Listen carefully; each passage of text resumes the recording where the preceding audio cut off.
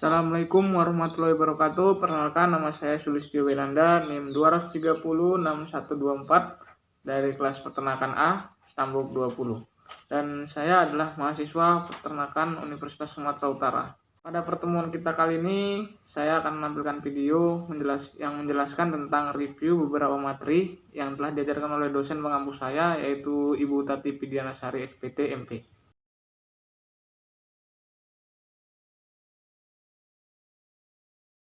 Nah, yang pertanyaan pertama itu jelaskan proses metabolisme lemak.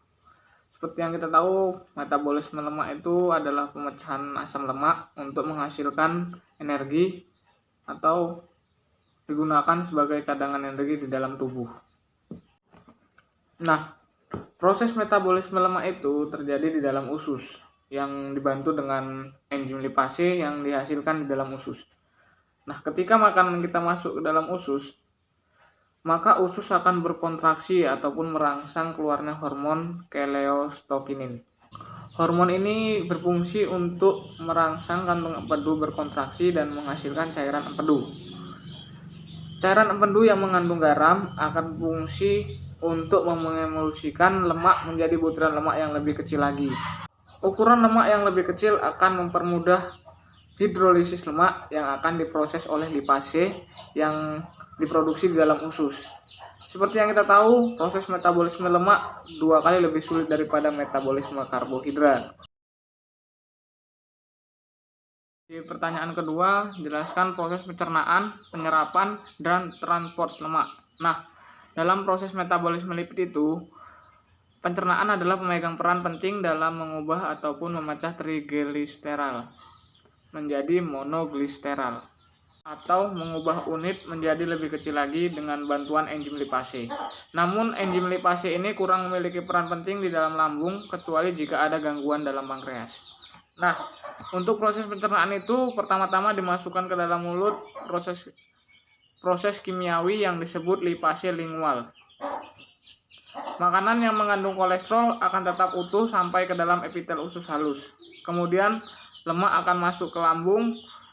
Lalu dalam proses tempat pencernaan kimiawi itu dilanjutkan oleh lipase lambung serta diikuti dengan sistem pencernaan mekanis yang dimulai, namun sebagian pencernaan dan penyerapan lipid itu terjadi setelah lemak mencapai usus halus.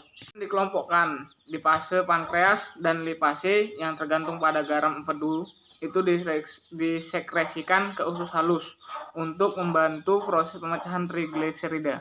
Bersamaan dengan proses mekanik lebih lanjut sampai masing-masing membentuk yang namanya unit asam lemak ataupun lemak individu yang dapat diserap masuk ke sel epitel usus halus. Sel epitel usus halus yang berperan dalam proses ini disebut dengan enzim lipase pankreas yang bertanggung jawab untuk penyampaian hidrolisis trigliserida menjadi unit asam lemak dan terpisah. Di soal nomor 3, jelaskan apa itu beta oksidasi.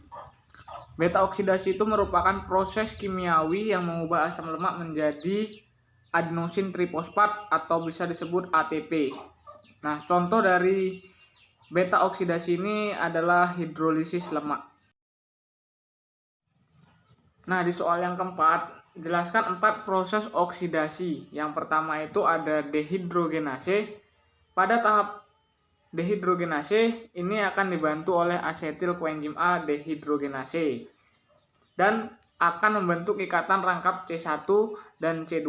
Setelah itu C2 dan C3 akan masing-masing melepaskan 2 atom hidrogen dan akan ditangkap oleh FAD. Setelah itu akan membentuk FADH2. Kedua itu ada hidratasi. Pada hidratasi ini akan mengkatalis hidratasi trasenol koenzim A dan akan menghasilkan 3L hidroksiasil koenzim A. Nah, pada tahap ketiga itu ada oksidasi yang dibantu oleh enzim hidroksil koenzim A dehidrogenase yang tujuannya untuk melepaskan 2 atom H yang ada pada atom C3. Kemudian atom H akan berikatan dengan NADP+ sehingga membentuk NADH. Baik, soal yang kelima, jelaskan proses degradasi lemak tidak jenuh. Sama halnya dengan proses oksidasi sampai bertemu dengan atom C yang mengandung ikatan tidak jenuh. Pada proses ini membutuhkan enzim reduktase dan isomerase.